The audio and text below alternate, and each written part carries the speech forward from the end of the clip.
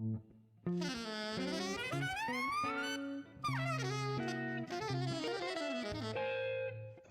Jazz.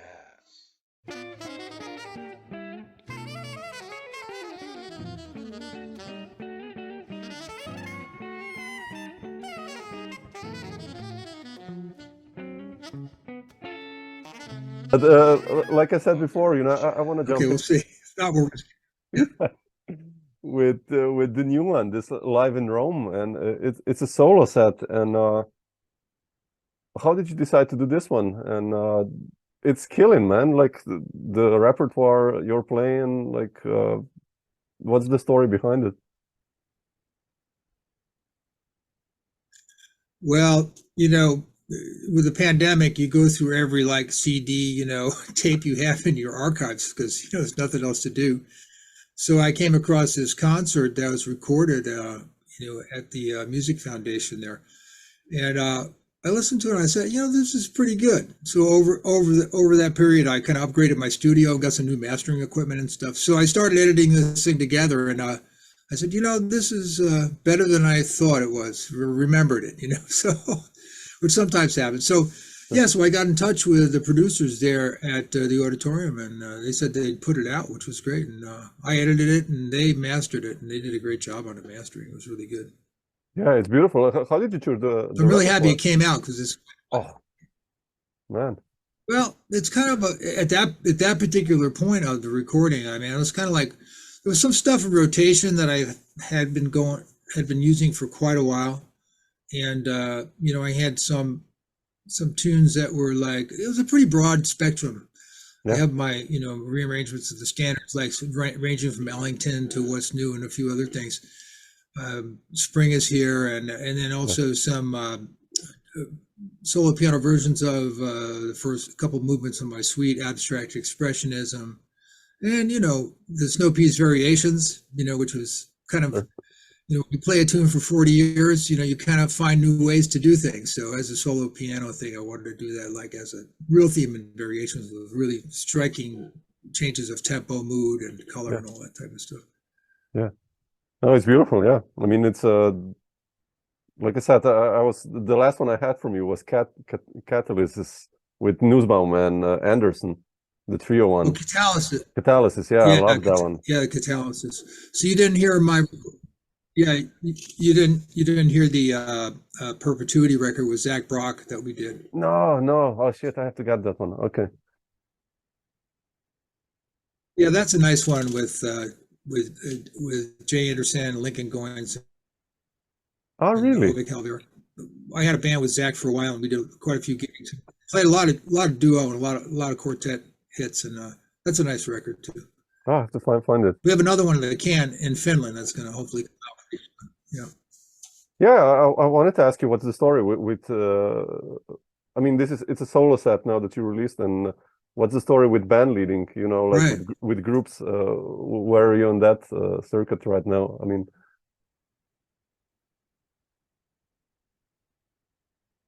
with my own personal bands. Yeah. Like a trio album or a quartet, or if you're something in the can planning wise. I mean, there's nothing really on a. Well, in the can, there's this, like I said, this recording in Finland that we did in 2019, and it's really, really good. It's a second, Brock Markowitz collaboration we did with a couple of cats over there, Jaska Lukonian and Vili Herrera, and that's a really nice record. In terms of my live performance, it hasn't been that much really going on. Kind of after the the plague, a lot of my stuff kind of dried out, and so I haven't really been terribly active. So in terms of my own band, I really hope to get out there playing trio again, solo or whatever. Yeah. Zach's been really busy with Snarky Puppy, but that's kind of, and the Sax Summit's kind of over right now. So it's it's Mintzer moved to LA, so all my main scenes are kind of but that's okay. Yeah. There's a lot of good history, tons of recordings there. Oh man, sorry, I want to dig into some of that stuff. I mean, it's like the amount of music you've done, it's just incredible. I mean, if I check my CD collection, I already the CDs I have you on at home, and it's probably not even half. I'm like, man, that's a lot of music, you know. And Yeah. but I first wanted to ask you about, you know, you mentioned Snow Piece, and I've always loved your composing, you know, the music you have written. And how do you usually compose when you write a tune? Are you one of those writers that just sits down and the entire tune pops out, or do you make sketches, or like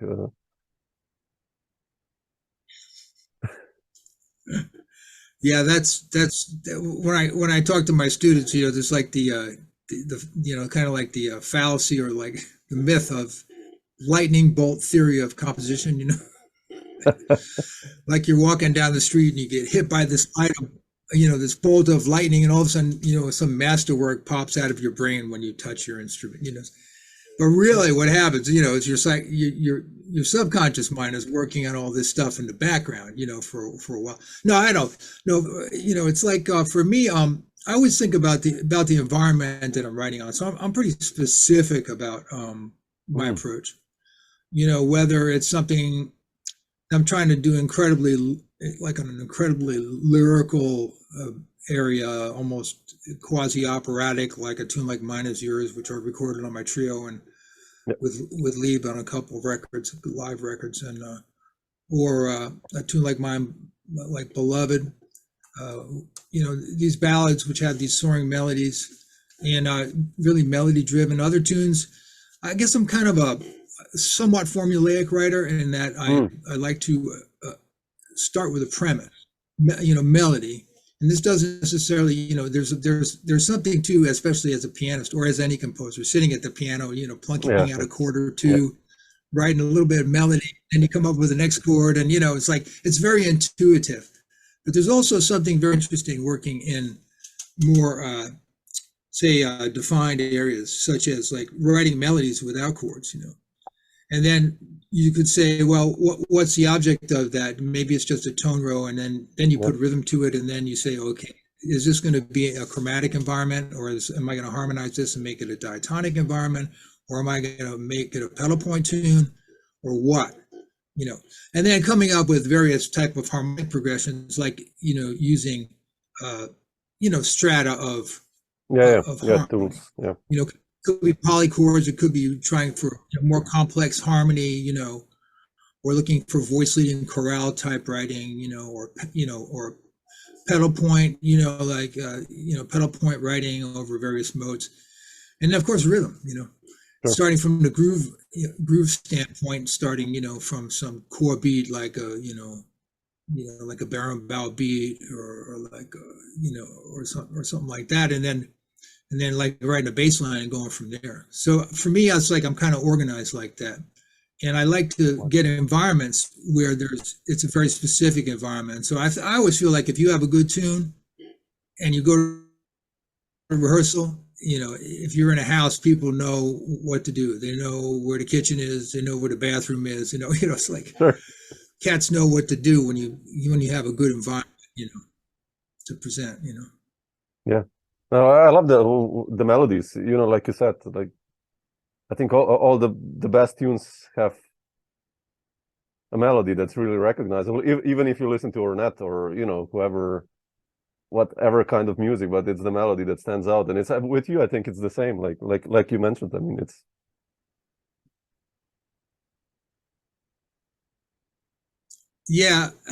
melody definitely rules the day, I would say. You know, it's kind of like what you remember the most.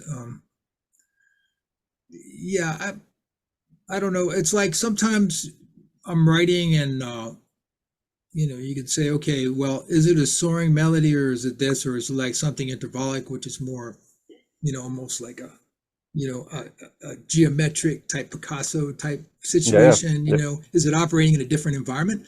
It's not exactly a melody, you know. And you think about arias and opera and that kind of thing, or like Coltrane's beautiful melodies, you know, like Crescent or Naima, you know, these great melodies, you know. But sometimes melody can be operating in different environments too. But you're right. You're right. That's beautiful.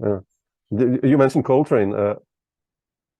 I wanted to ask you, like, when you were a teenager, what was the main trigger that got you into what you have been doing the last, more than 50 years, I guess, but like, to start playing jazz and improvisation? Do you remember like the main trigger? Did you see like a concert or an album that inspired you? Well, yeah, I mean, where I grew up was way out on eastern Long Island, Okay. near Montauk Point, and there wasn't much. It was a beautiful place to grow up, and I'm very grateful for that. But there wasn't a lot of jazz happening out there. But I was exposed to some records early. My parents had the Columbia Record Club, and they had some they had this one recording. I don't know whether you ever heard the Count Me to Duke. You ever hear that recording? No. Duke Ellington. Oh man, Duke Ellington and Count Basie bands together. Got this one. Okay, shit. Okay. It's absolute classic record. As a pianist, anything you'd ever want to know about playing a piano in a big band is on that recording. I mean, it's like it's amazing. But then then I would sometimes we go in to Brooklyn and visit my grandmother, and I used to stay at my aunt's place, aunt and uncle's place, and I used to sleep on this fold out couch in their living room. And her record player was right there, so she had some hit records. She was a big Ella Fitzgerald fan, and she had Errol Garner, Concerts by the Sea, and Jimmy Smith, House Party, So I got way into it, and then like I got my first Downbeat subscription, and I was like, I was writing at an early age, but it's not like I had any opportunity to really play with any real jazz musicians really until I got to university. But the first record I got was like Ornette Live at the Golden Circle. Oh man. Okay. Then I got Miles Sorcerer my second year, and then I got Cecil Taylor Conquistador, with my third subscription. You had to be a 5-star record, when you got a free vinyl, when you got your Downbeat. So by that time, my parents knew it was over for me. I was like spinning Cecil and Ornette, and that's the downhill road. Sorcerer. It took me 40 years to figure out what was happening. It took me 40 years to figure out what was happening on that record, So, but like, I was lucky to have some exposure mostly through recordings. Yeah, no, it's a beautiful time when those records came out. You were actually growing up in a time when I think it must have felt different when a Miles Quintet record came out or something like that, and it's like, man, I need this thing. Of course, nowadays it's just like the romanticism is lost a bit. Yeah, that's right. Romanticism is lost with Miles, you mean? No, like with nowadays, with the industry. Oh, I see what you're saying. Yeah, you're right. Yeah, and it's kind of like once Bitches Brew hit, okay, so yeah, it was definitely like that. And I'm like maybe 4 or 5 years younger than Liebman. So he was like right in the core of when Coltrane was on the scene, when all those records came out, and hanging out with Grossman. And so, but yeah, we were all on bated breath waiting for the next record, and you kind of have to say, once Weather Report hit, and with that first record, Weather Report, and then I sing The Body Electric, that live set from Japan, is absolutely insane. I actually just recently listened to that again. It's absolutely insane. And then Miles, of course, with Bitches Brew, with T.O. producing and cutting it all together for him. It was kind of a, end of a scene. You had like a evolution, that was like really clear. And once the 70s hit and things started to dissipate and become more diffuse, it was kind of like at the end of the situation, you know what I mean? And like with the avant-garde too, with Ornette earlier, but essentially playing more tonal, but then cats like, Cecil, Albert Ayler, and I guess certainly Bley and those guys, coming in and playing in a more chromatic way. I mean, it's kind of everything had been done and exhausted. So then everything became, it was cool. A lot of great music happened, but you didn't have that same thread. You know what I mean? It wasn't like, I don't know how I could say it, like, Coleman Hawkins to Sonny, to Cannonball, or Bird to Cannonball, then to Wayne, and then to Brecker. You didn't have that you didn't have that kind of timeline, you know, Linear so, kind of, yeah.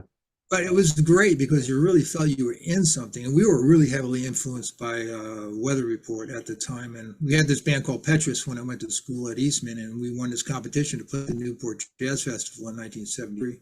Wow. It was like we won a national search. Actually, those recordings are coming out pretty soon. It's the 50th year anniversary. I found them in my closet, and the recordings are great, man. They still hold up, and it was recorded. I know this. You know this guy, Mick Guzowski, this engineer. No. He's like a really famous engineer. So he recorded this stuff when he was like 20, you know, with us in the studio, 21 when we were in the studio in Rochester. Who was in the band? Yeah, but it was a real. Well, it was me. It was a trio. I was playing only Rhodes with a setup with a Echoplex and wah-wah pedal and a Sterling amp, and then I had this cat Gordy Johnson, bass player, who played electric and acoustic bass and flute, and then my good buddy Ted Moore was playing drums and percussion. So that band was about for 5 years, and that release is coming out. So, but anyway, I was making a point that, you know, we were like transcribing all the records off of all the tunes off of Feet of Kilimanjaro, and like, you know, all the stuff off of the Weather Report record, you know. So we were right in there with it, you know. Yeah, no, it sounds so nice when I hear your generation or talk about, you know, discovering music. It's like nowadays, you know, the younger guys just go on Spotify and it's like 600 albums come out, and it's like, yeah, okay, everything is here. And you know, even I had to like borrow CDs, and I made copies on cassettes and write stuff, and I love that. You know, I kind of miss that actually. It's that excitement, you know, and the booklet. We used to do that. Yeah. We used to do that from vinyl, you know. Yeah, exactly. Cassettes. Yeah, that's. I think it was more, in a way, you know, everything's very diffuse right now sociologically with I agree. And, you know, social media and everything. And you know, there's a lot of great stuff out there. I just love, you know, going online and like hearing. You discover new things, you know. Like I just discovered this Wayne Shorter tune that I had never heard. You know, The Face on the Barroom Floor. I don't know whether you know this song. No, don't know it. You ever hear it? No. Which record is it on? Oh my God, it's a duo with. I think it's on the Weather Report record. And it was the first time I heard it. Actually, I was kind of cruising around on Spotify. Peter Erskine produced a whole set of 4 years of live tapes, and some of them are obviously coming from cassette because they're all hissy, and some of them are sharp as hell in terms of pitch, you know. But yeah, there was this duo version of that with him and Joe. I mean, the duos that those cats did were insane. That tune is like, you know, that tune's like an opera piece, you know. It's like incredible, you know. And you think about Wayne's writing, a lot of times it's pretty concise, you know what I mean? But he would sometimes write these tunes that just went, and you're like, it was like an Anna Maria type tune. It's just one and done. So it's like, God, you know, incredible. Yeah, he was such a writer, man. It's beautiful, man. It's incredible. But I wanted to ask you, Phil, like in the beginning of the 70s or mid 70s, you mentioned Liebman, and I know you played with him a lot and with Bob Mintzer, obviously, and those were the guys who were kind of, regarding saxophone, you know, Steve Grossman, and later, I guess, you know, all these greats, Michael Brecker, of course, came out. Like, how did you enter the scene? Like piano-wise, I mean, you know, there were obviously so many piano players out there, but like, how did you slowly approach the New York scene? Who were your first connections and players you started to play with, actually? Well, I got to town in 76. 76. And I had made some really nice contacts up at the Eastman School, because a lot of folks came up and, you know, either, you know, did workshops, or I got to meet them. So I don't know. I'm trying to remember. I think it was like a couple of folks were really instrumental. Jeremy Steig really introduced me to a lot of guys. Oh, okay. And I just kind of got on the scene, and then I was working with this bass player, John Burr, who was with a bunch of bands, actually with a guitar player who unfortunately just passed away, Jack Wilkins, great guitar sure. player. I Yeah. don't know whether you about, Yeah. you Oh know man, Jack. he did like that amazing record with, I think it's with Dijonette. What's that? He did that one really amazing record. I think it was with Dijonette and Gomez, or he did a couple of really good ones. Jack Wilkins. I love this guy, man. Yeah. Yeah. Such a player. Yeah.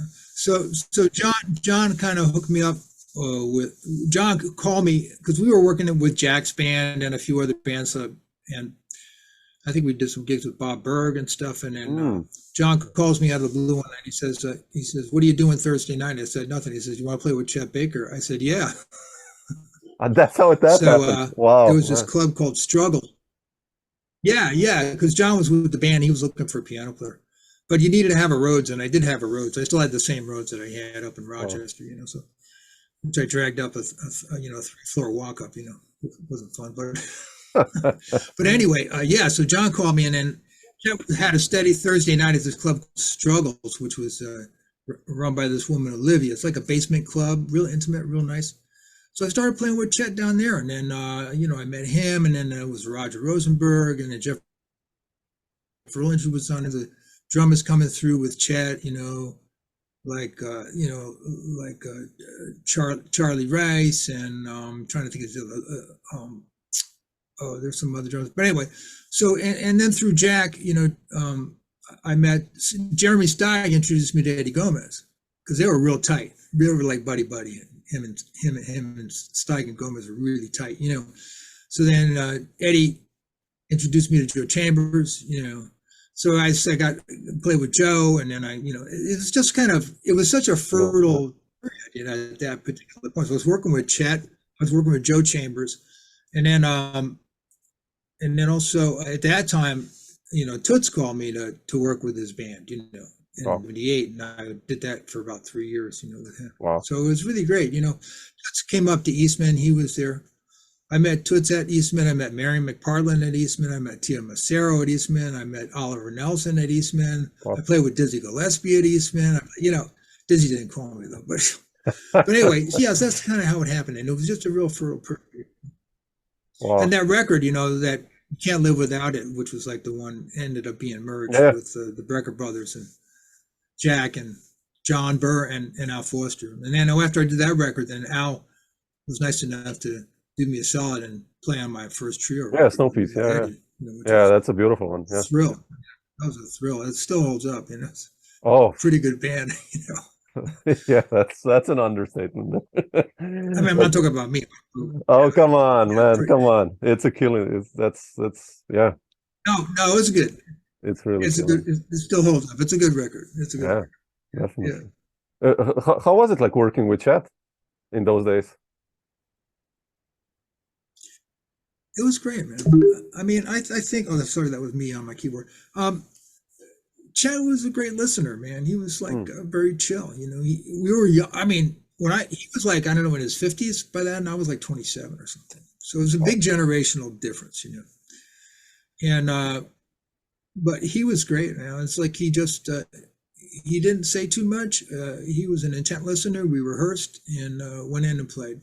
And I just learned a tremendous amount playing with him, especially about how to comp and because if you played a wrong chord with him behind him, it would be death, And I learned just so much from him. It was a great experience. Yeah, can you imagine? What about Toots?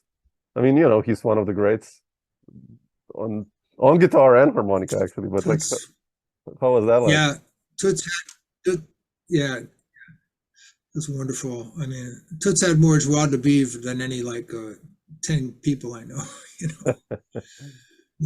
just so happy and positive all the time. And, he had a very, we had as young musicians, I just kind of regress a little bit. As young musicians, we had a tendency to be really serious, about this stuff. And there's a lot of examples of that, you look at the videos and, how they presented themselves on their records, and even Miles, who was super serious, But then I remember one time up at Eastman, Thad Jones came up, and we were playing a lot of his charts, and he guested with the big band, and he came in, and all of a sudden it was like he was laughing, having fun. And I said, oh man, I said, shit, this can be fun too. Wow. I was like, yeah, I mean, you know what I'm saying, you know, Exactly. sometimes you'd like to really get in there, but anyway, Toots was like total gas. One of the greatest melody players of all time. You know, Definitely. absolutely great. And of course, I'm eternally grateful for him. Like to, you know, because that was how my tune got recorded by Bill. You know, we were playing it with the band, and Bill came into the club, you know, and heard it, and they recorded it. So Did you talk with Bill about the rest Smoke is history. The rest is history. Yeah. I think it's. What's that? Did you talk with Bill? Record, I don't know, maybe 250 times now. Yeah. Just briefly, you know, I wasn't hanging with him that much like other cats. Some other cats like Andy Laverne and Richie knew him better than Richie Byrack knew him. But yeah, we hung out a little bit. One time I went to the club and heard him. I think it was the band. It was maybe with the last trio with Mark Johnson and Joe LaBarbera. Bill came over and talked to me. He says, "Yeah." He says, "How you doing?" I says, "Doing great." He said something like, he said, "I liked your tune." He says, "It was a really good melody and good changes." He said, "Just keep writing like that." So it was good advice, you know. Yeah. Oh, that's nice. If you hear this from Bill Evans, I mean, come on, that's a nice. Well, sentence. It was a nice thing, you know. Yeah. How was it like touring with Toots? I mean, did you go with Toots and Chet the first time to Europe also as a jazz musician? My first tours were with Chet to Europe. Yeah, we made 2 tours in Europe, and we toured the States a couple times, and we played a lot of gigs on the East Coast, you know, all up and down, and you know, we played the Vanguard and like a bunch of clubs in New York. And yeah, I mean, with Toots, it was more regional here in the States because he had his own band in Belgium that he worked with. You know, he had his own cats. Yeah.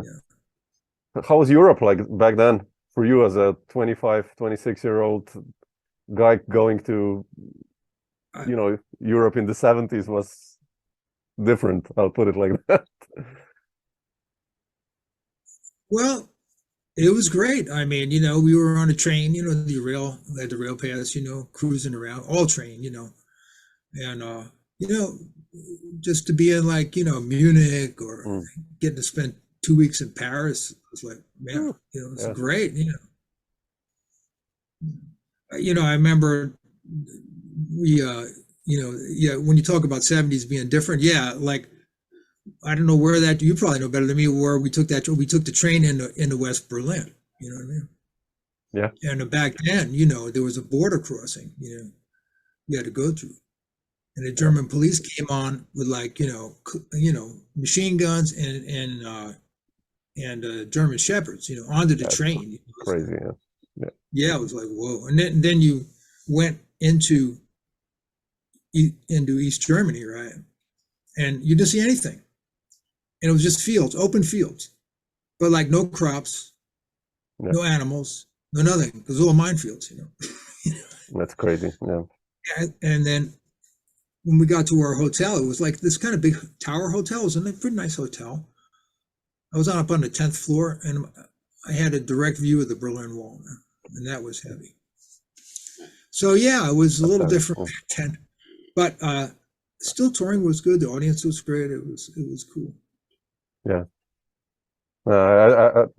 It's funny. I mean, when I hear, you know, Hal Galper, I did this interview with Hal, and he told me like, you know, this early 70s, 60s or tours in Europe, and again, it's so much different than, you know, what I'm used to the last 20 years when touring in Europe. It's so much easier, one currency, you know. Oh yeah, that was always a trip. Yeah, you had to get your lira. Yeah, no borders. Deutschmarks, yeah, exactly. Crazy French stuff. francs, you know. Crazy stuff. I know what they had in Belgium. Yeah, it was like, I could go get it. I still have. It's like funny. You keep little things. I still have this small cup of coins. You know. I do too, actually. About 15 countries. You know? Me too, actually. You know, it's like it's worthless. It's just funny. You know, you hold on to it. It's like, oh, which is this? Oh, that's a Swiss franc. Oh, that's cool. You know. Probably could still spend that. Probably could spend it, yeah. But yeah, Phil, I wanted to ask you about Snow Piece, your record. Like you mentioned Eddie and Al Foster. How did you decide to do that album? I mean, to become a band leader, what was the story behind it that the moment came like, okay, I want to do this now? Or... Yeah, pretty much. I mean, like it was a couple of things. I've always been writing all the time. So I had I had a lot of good material. At least I thought it was good at the time. It actually was pretty good. But sure. I figured out, I was on the scene already, like, for 3 years, and I was working a lot, and things were going. And then, so after Bill recorded that tune, I said, well, this is, I should jump on this. I should go in the studio and record, So I brought that tune in. There's about 6 or 7 or 8 other, I think all originals. Yeah, I did a cover of Yesterdays and then a cover of Infinites on that record. But the rest of them, all my tunes. And, I knew Al from that recording and Eddie from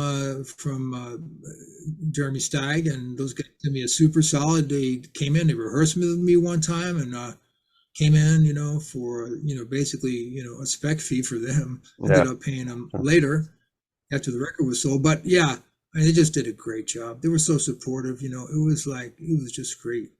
It was just great.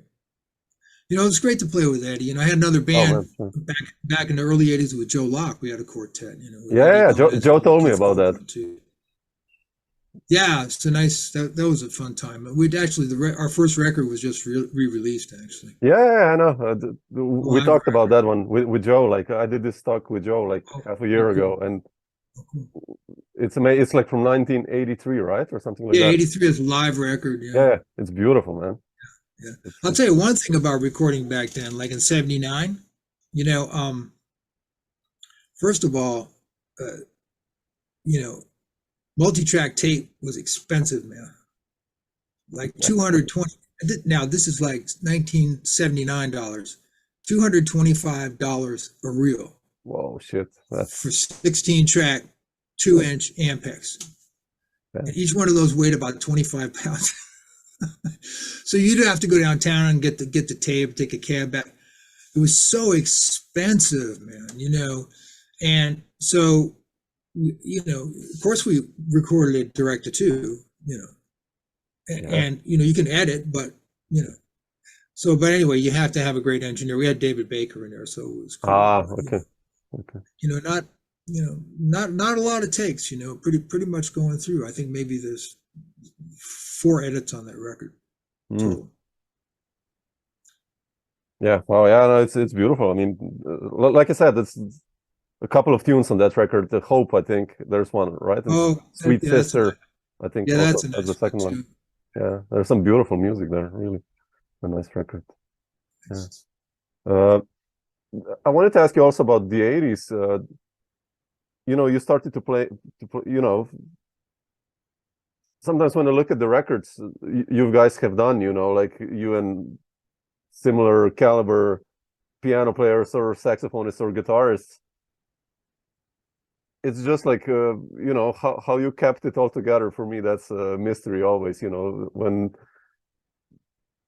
you've done so many tours and records and with so many musicians, but how did you, especially 2 guys I wanted to ask you about, I don't know when they came into your scene, who are Bob Mintzer and Dave Liebman, like, how did you start cooperating with them and your story with them? You've done like at least 30 records altogether with them. I mean, there's a lot. Actually, there's a lot with Chet. There's a lot with Chet too, man. This thing just came out. Blue Room on Jazz Detectives, F. Fellman. Oh, man. 1979. Shit, I have to. Okay. And, right, yeah, and it's a studio recording. It's really good. But anyway, I don't know. I met Bob in New York at some point, and I think Don Grolnick was his piano player. He was with the original big band, and so Don was super busy, doing all kinds of stuff, pop and jazz stuff, working with Brecker, and So I guess I got the call somehow to come in and maybe do a live hit, and then I ended up doing a half a record with him. I guess maybe I can't ever remember, maybe 82. So then I had the chair, man, and with Bob was great to me, just great. What a great collaboration. I don't know, I must have done 15 big band records with him and like 3 small group records, So he's such a great writer, and to play in the big band, that was an amazing experience, man. That's like top studio cats. Yeah, his band's those always, recording sessions also were directed too, with Tom Young of DMP, and and that band didn't make mistakes. I mean, those records, there's probably 6 of them that there's no second takes. Wow, man. So it's like if you didn't play good solo, too damn bad, There was but that was great. That's how Bob records. He likes to just go in and hit. But yeah, Bob was really great to me. He would always write a couple features for me in the band, and I think he really did appreciate my being able to really find the right things to play behind his beautiful creations, which were so well structured.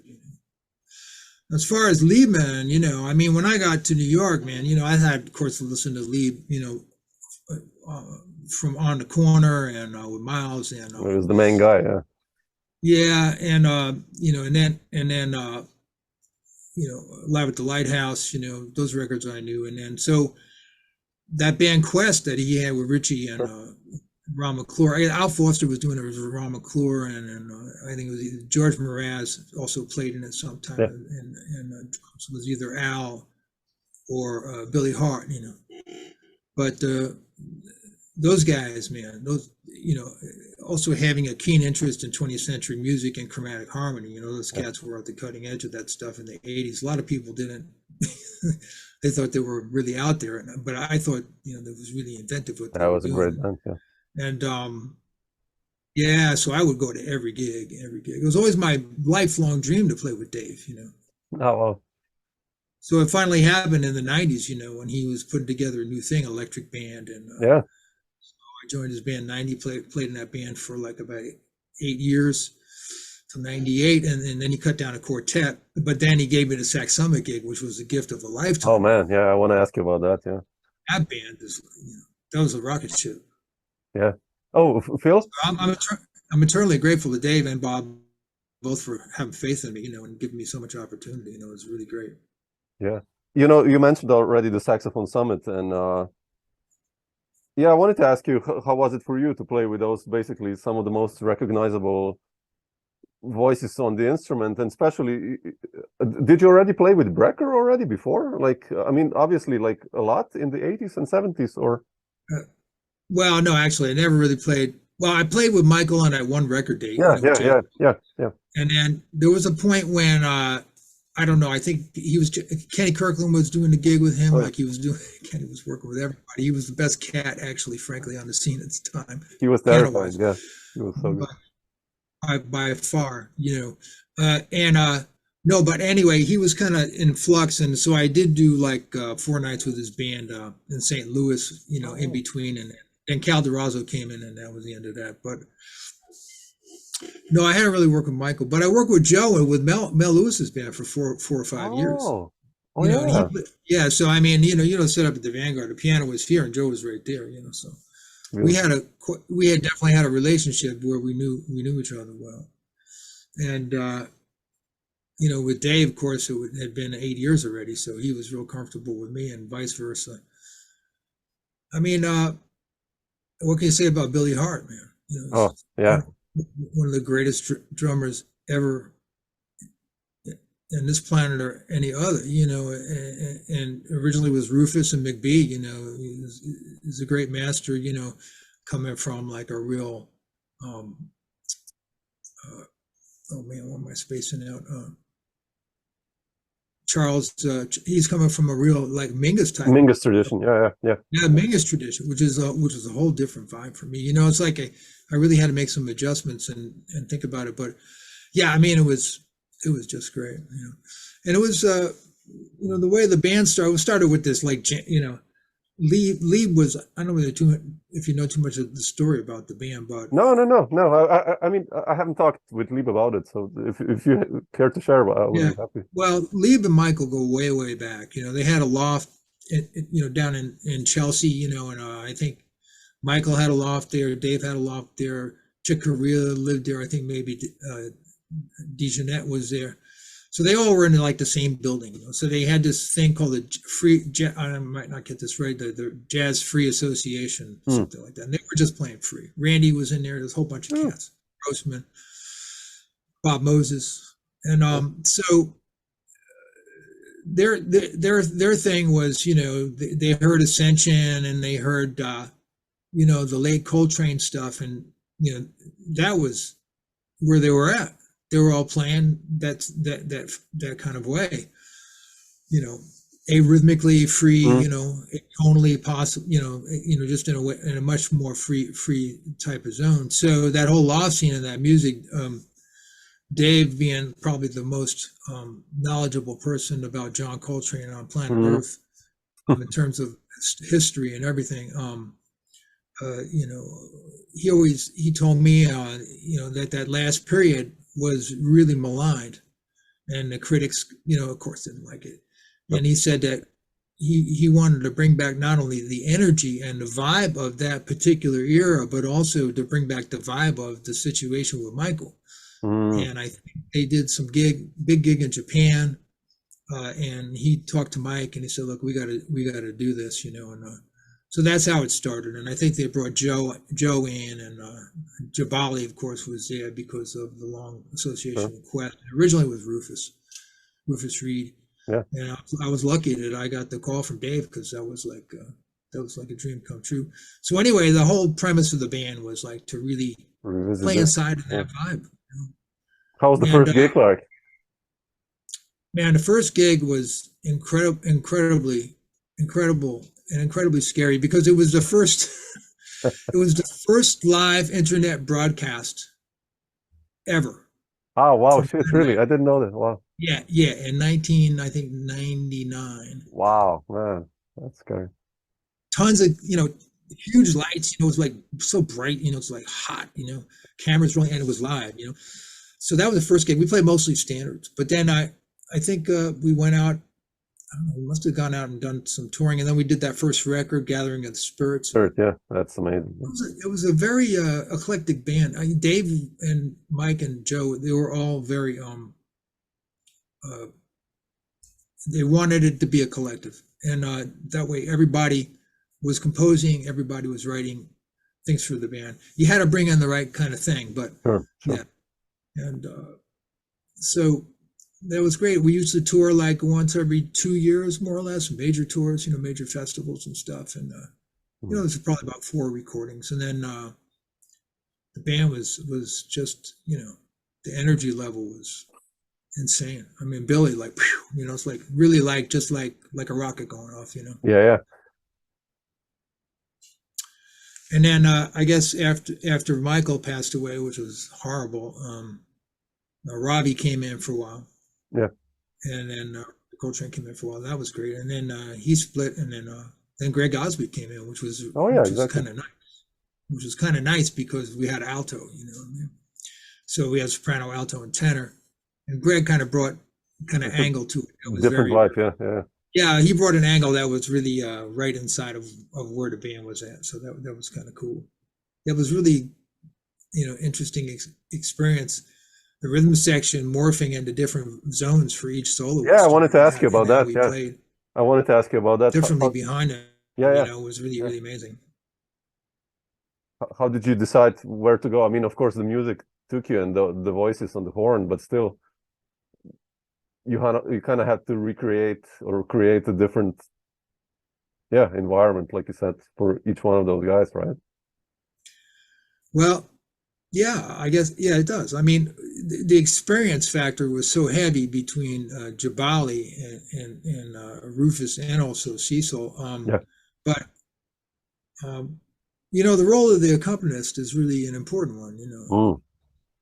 More often you lose the gig because you're a bad accompanist, you know, and maybe a great soloist, you know.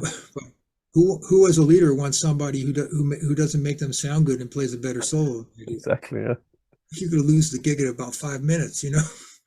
So,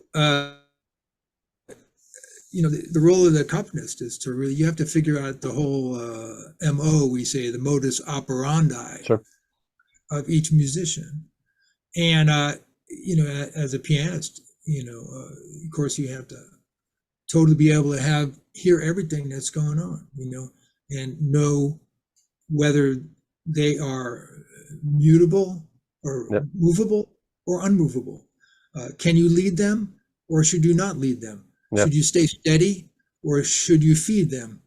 And when? And what kinds of ways to play? Color, texture, rhythm, steady, not. With Lieb, he like learn about. He was a master of phrasing in terms of time and space, and he learned that from Miles, because Miles would always leave the space in between the phrase, And Dave was a master of that. He'd always leave a spot for the rhythm section to respond. It was so powerful. It's like, because you'd be waiting for that next phrase, and it's like, oh man, so many cats just play right through everything, And so I think that was a great opportunity for me to just learn from all those cats. And also in that environment, sometimes we were playing tunes, but other times it would just be a more open type of situation. If we were playing India or a tune like Trans-Seraphic Light, which is just like, a B flat minor theme, and then it just goes out, goes way out, or even, we played the meditation suite in repertoire, for about 10 years, So it was like, that was a deep dive into that, see what was going on with that. But, it's all that, plus also learning to really trust your instincts. When to play, what to lay, what to do and why. And so I think that was a great learning experience for me. And I always tell my students, I said, you bet, as a rhythm section player, you better learn how to accompany, because that's how you're going to keep the gig. Yeah, so true. So true. Yeah, and you learned at the best already when you were young. So. Yeah, I kind of did. I definitely did, especially from Chet how to comp. Like Lieb had the tendency to play more augmented type shapes. And he was much looser with phrasing, and he wouldn't lay in one zone at all. He'd just be, and he'd go like this, So you can't, I got really good ears, and I can pick up stuff really fast. But by the time I figured out what he had done, he had already abandoned it. Yeah. You know what I mean? So in a way, then later on, it was like, I realized pretty quick that I had to anticipate him, because he was going, With Joe was much more kind of a steady type of vibe, just keep the groove going and kind of follow some of his harmonies, and you could feed him a chord once in a while. Michael also liked a more steady comping, but you could feed him harmonies. He would pick up on, like, you feed him a chord and he'd just go. He'd leave a space, you'd hit a chord and he'd just go, and then hit a note, and then it's like, so there was a great conversation harmonically, which was interlocked harmonically. It was a different kind of conversation than I had with Dave. Yeah, sure. So it's like understanding the syntax of all that, it's kind of a deep situation. You're in the middle of like this canvas in a way. And you have to learn how to bring the right colors, vibe, time, harmony, and structure to support the vision of those master musicians. So that was a joy. No, especially you as a pianist, and obviously with the rhythm section, I think you were in that band really so important, because you could have made it sound really bad, actually, if you just played, like this regular non-listening shit, but because it's like still 3 soloists who each played like a 6-minute solo or something. So, so like you said, it was so important what you guys did behind them, and Also with the free stuff, I loved it, because McBee would have a tendency, to kind of really not play the bottom too much all the time. So when it's free scene, that's great, man. It's like, I got to play the whole instrument. Most piano players are like playing inside of here. But like with a band, you could go to the extremes, especially the bottom. So that was really cool. Yeah, I always like to hear when you guys stretch it out, when you go, like even Brecker, obviously, he played amazing on changes and tunes, and he didn't play open so much, at least not on records, obviously in the 70s, which the Loft sessions, they never were recorded. Like what I hear from you guys, you know, obviously they played free all the time, but we don't get to hear that. So when there are moments like on such records that you hear those guys play free, I'm always like, man, damn, why didn't you do that more? You know. Well, you know, you can't fault people for their own visions, how they construct their music and what their predilections are. You know, that's a great thing. You know, I mean, it's very personal. But that was the whole reason why Dave wanted to do it. He wanted to recapture that vibe and bring it out to the people again. Yeah. You know. Yeah. So that was just, and Michael was like, I think you hear him play more in that type of situation when you listen to him with directions with Herbie. Yeah. When you listen to the Matthew recordings, or there's a couple others with it, I mean, the shit he plays on transition. Yeah, that's scary. That's scary. I mean, it's like, I mean, the whole thing's, I think, down a half step almost the whole way. It's like he, you know, that was amazing how he played with that band. You know, that's a great record. Yeah, I think I did this talk with Bob Mintzer, and he said like they had a session. I don't know with whom it was, but they played like with some European guy who came to New York, and he did a record with Brecker and Mintzer, and it was like really heavy changes, like I don't know and Bob played like a tune, the solo, like, you know, looking at the sheet, obviously, and he's a master player, reader, and everything. And Brecker just had his eyes closed and was just like playing without looking at the changes. And you're like, man, what are you doing? And it sounded amazing, of course. It's just like, this is so cool. Yeah, so some people, some folks really work on memorization like that, you know. That's so good. And you know, some people are actually gifted with a more photographic memory than others as well. So that also can be. But I mean, that's interesting. I always that reminds me of, like, think about Woody Shaw, you know, because his eyes were terrible, man. You ever see his glasses, man? Yeah, sure. I mean, they're about this thick, man. The cat, you know, he couldn't see anything. At least so I heard. Anyway, I mean, we could see, I'm sure. But I mean, you know, that fourth, you know, and again, like they say, blind people can hear a lot more accurately. But you know, it's like, that kind of acuity. I think that's something to really aspire to. And Chet really made me do that too. He made me get my nose out of the music too, because it was important to listen. Phil, not to take too much of your time, I just wanted to ask you also about being a guitarist. You played quite some with Vic Juris also, and sorry, I'm losing you right there. Hold on. Once more. No. Yeah, no, not to take too much of your time. That's okay. It's better now. Okay, I just wanted to ask you about your playing with Vic Juris, who's, you know, in my eyes and ears, one of the most underrated guitarists there was. Like, how did you hook up with him? I mean, and your story with him. Well, that was through Liebman, through Dave. Yeah. Because when he first after Quest broke up, you know, he put the band together with me, Vic, Jamie Haddad, the drums and percussion, and his bass player, Tony Marino. Great bass player. And so, I mean, that band was, you know, we recorded a bunch and toured, you know, a fair amount. And so I had a great relationship with Vic and that band.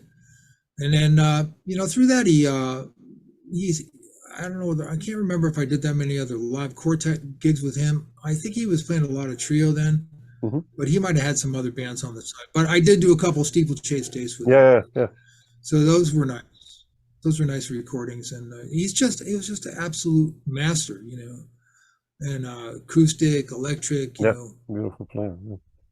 I mean, that Liebman band, I'm kind of, it's too bad that more people didn't get to hear that band live, because that was plug and play, man. I mean, I had like a 6-space rack that I had with 2-tier keyboard and with the acoustic piano.